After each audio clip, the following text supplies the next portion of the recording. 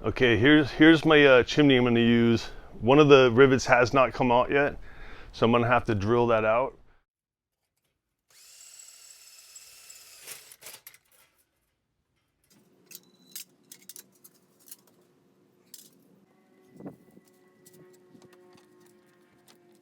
But this is my last broken chimney, so I want to do something a little different with this one than the other two.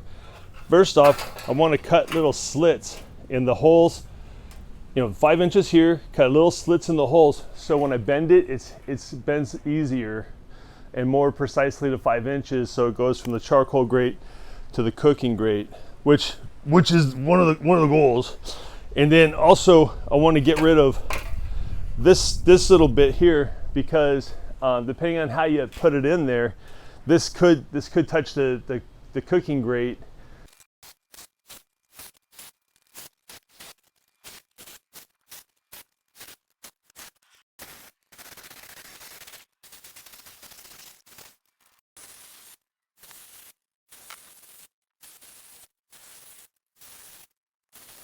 So I know it's going to sit in there, the kettle, like this. So I want to bend these things down, and I'm using this because it's got like a straight edge. There's the only straight edge I can find, so I'm going to put it right up against those little slits I cut and just try to get a nice bend. So look at that. Now I just have to bend it up now.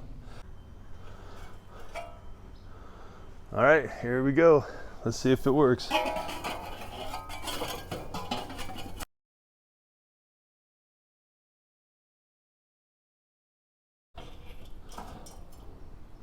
Pretty close. It's touching.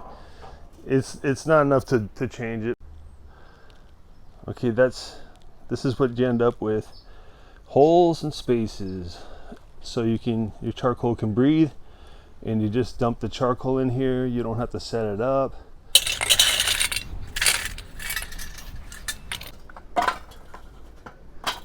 And there's a snake.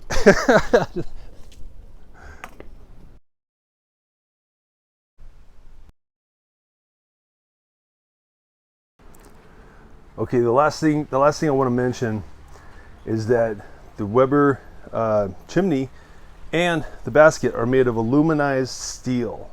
So it's basically steel that's been treated with an aluminized, God knows what, but it's aluminized, which is different than galvanized, because galvanized will poison you.